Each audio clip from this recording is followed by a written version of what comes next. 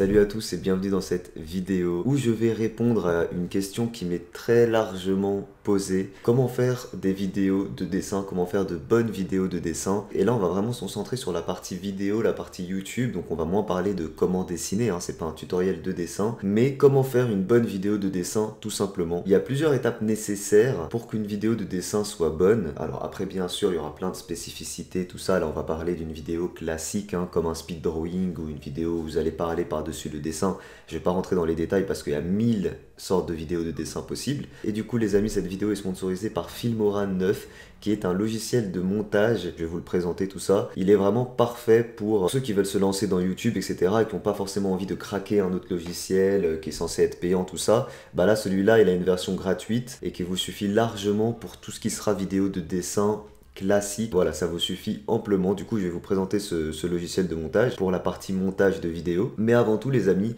faire une bonne vidéo de dessin, c'est faire un bon dessin. Et vous allez me dire, oui, mais ça c'est logique. Mais en fait, si vous voulez, le contenu d'une vidéo de dessin, donc le dessin en lui-même, est plus important qu'une autre vidéo.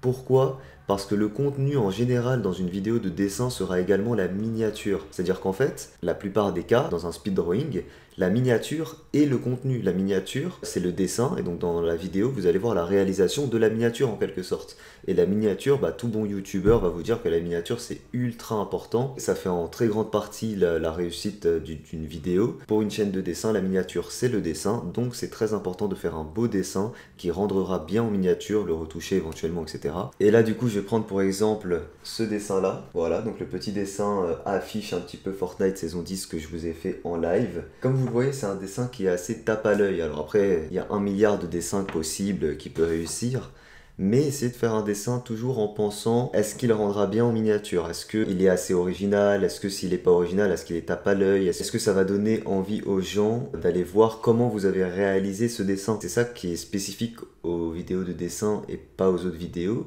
C'est que quand tu vas cliquer sur une autre vidéo, par exemple, tu vas cliquer parce que la miniature t'a donné envie, mais tu ne regardes pas la personne faire la miniature. Alors que là, encore une fois, la miniature, c'est vraiment, est-ce que tu vas avoir la curiosité de voir comment la personne a réalisé le dessin que tu as vu en miniature? Donc, essayez toujours de penser à ça et de faire un dessin qui donne envie. Et bien sûr, tout en restant dans un dessin qui vous plaît, avec votre style, votre identité, etc. Ensuite, il y a une partie assez importante que moi-même je ne fais pas, c'est comment filmer le dessin. Moi, comme je suis un flemmard, la plupart des fois dans mes speed drawings, je reprends les rushs que je fais en live. Et là d'ailleurs, pour celui-là, c'est ce que vous aurez.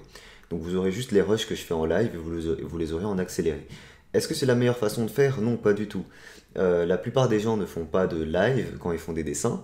Et dans ce cas-là, essayez de varier vos points de vue, essayez de varier vos angles de vue lorsque vous dessinez. Essayez de varier, faites des accélérés, mais pas que. Un speed drawing, ça peut être aussi des moments en temps réel où vous allez juste entendre le bruit du crayon sans musique par exemple, où vous aurez des transitions en fondu, où vous aurez des plans inclinés, droit face au dessin, dans un autre sens. Voilà, essayez de varier tout ça, parce que ça va, tout ça si vous voulez, ça va jouer sur quoi? Ça va jouer sur le watch time. Plus la vidéo est agréable à regarder, plus les gens vont rester, et ça c'est extrêmement important sur YouTube. Je crois que même actuellement c'est l'un des trucs le plus pris en compte sur YouTube. Faites une belle vidéo de dessin, la qualité doit être belle, la luminosité doit être bien, variez les prises de vue lorsque vous dessinez, de sorte que voilà, quand vous passez au coloriage par exemple, faites des zooms. Faites des zooms où vous allez colorier une petite zone et vous allez voir vraiment la mine du feutre colorier la zone. Quelqu'un qui est très bon là-dedans, c'est Vex par exemple. Prenez exemple sur les gros youtubeurs de dessin, genre Vex, je crois qu'il y a ADC, Art Attack, un truc comme ça, qui est très bon dans ça aussi. Alors moi, comme je vous ai dit, je le fais pas du tout cette étape-là parce que je suis un flemmard, mais je devrais. C'est comme ça que vous faites de bonnes vidéos à la fin en dessin. Pensez-y aussi à comment mettre en scène la façon dont vous dessinez. C'est vraiment de la mise en scène. Mettez en scène, mettez-vous en scène lorsque vous dessinez et pensez aussi à la qualité de la lumière et tout ce qui va avec. Et j'ai un petit dernier conseil à vous dire avant de passer à l'étape de montage et de ce que vous allez rajouter à la vidéo, c'est le thème de vos dessins. Sur quoi faire vos dessins? Bien sûr, encore une fois, en restant dans un domaine qui vous plaît, en gardant votre style, etc.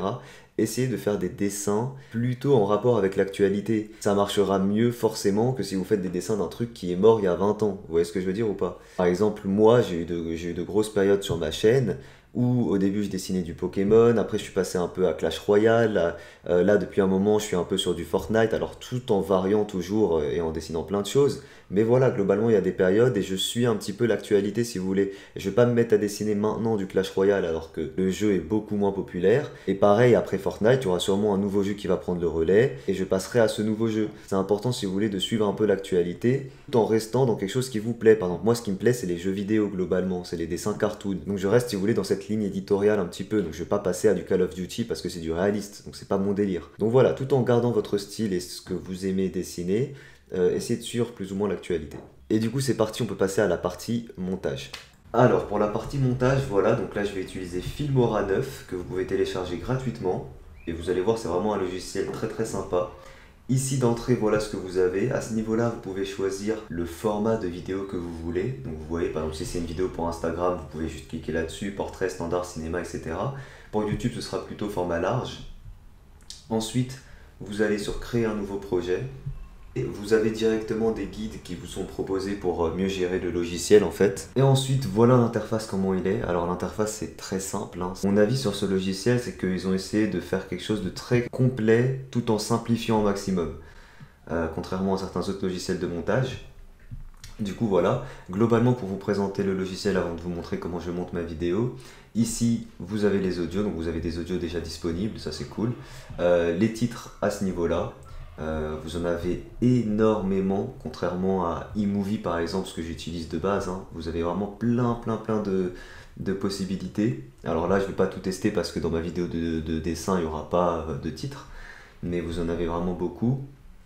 Ici vous avez les titres inférieurs, les sous-titres, les crédits, favoris, enfin voilà, vous avez vraiment une grande possibilité.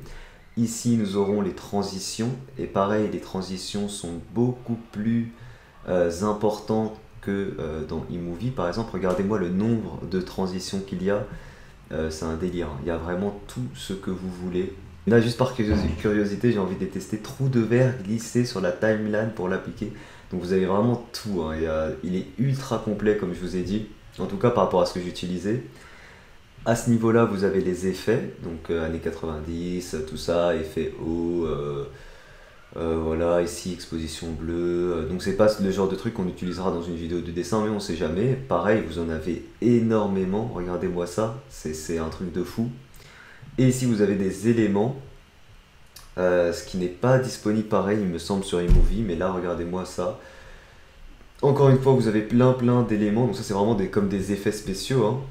C'est cool quoi, vous avez vraiment beaucoup de choses, vous avez vraiment beaucoup de choses. Ici vous pouvez sélectionner directement emoji, web, voilà en fonction de ce que vous voulez.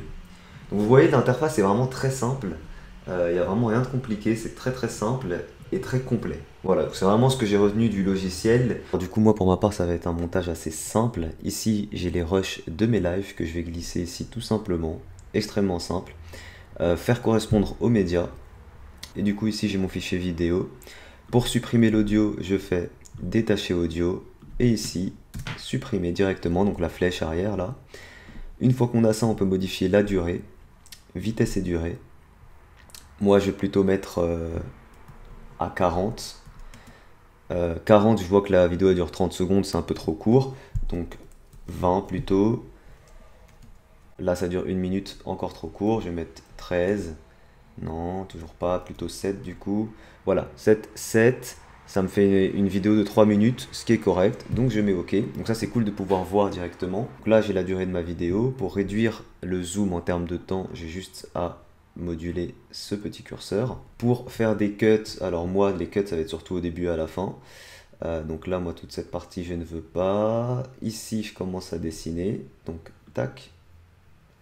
Voilà. Alors je me rends compte que là je les ai pas mis dans le bon sens. Bon c'est pas très grave, hein. L'objectif c'est surtout de vous montrer comment faire des cuts. Je vous ai montré au début. Ici vous pouvez faire un cut, imaginons que vous voulez couper là. Pareil, vous attrapez ça, vous allongez jusqu'ici et puis voilà, on a segmenté la vidéo si vous voulez. Et enfin la dernière étape ça va être de mettre de la musique ou alors une bande audio que vous avez préenregistrée. Ça c'est un truc qui fonctionne bien dans les dessins parce que ça permet de maintenir le spectateur en train de regarder votre speed drawing, ça marche mieux que de la musique. Vous prenez ici un fichier audio qu'on fait glisser ici tout simplement et voilà, vous avez le fichier audio ici que vous pouvez mettre où vous voulez. Et voilà, donc comme vous voyez c'est extrêmement simple, hein, le montage d'un speed drawing, il n'y a rien de compliqué. Tout avec un logiciel comme celui-là, c'est vraiment hyper simple. Et voilà les amis, vous avez tous les outils en main pour faire de bonnes vidéos de dessin. Encore merci à Filmora 9 d'avoir sponsorisé cette vidéo. N'hésitez pas à utiliser Filmora 9, comme je vous ai dit, vous pourrez faire, si moi je le fais pas, vous pourrez faire des vidéos plus travaillées en termes de montage, plus mises en scène en termes de dessin, de meilleures transitions, etc. Donc n'hésitez pas, vous avez tout en description bien entendu. Petit pouce bleu si jamais cette vidéo vous a plu. Moi je vous dis à très vite pour une prochaine vidéo. Ciao tout le monde.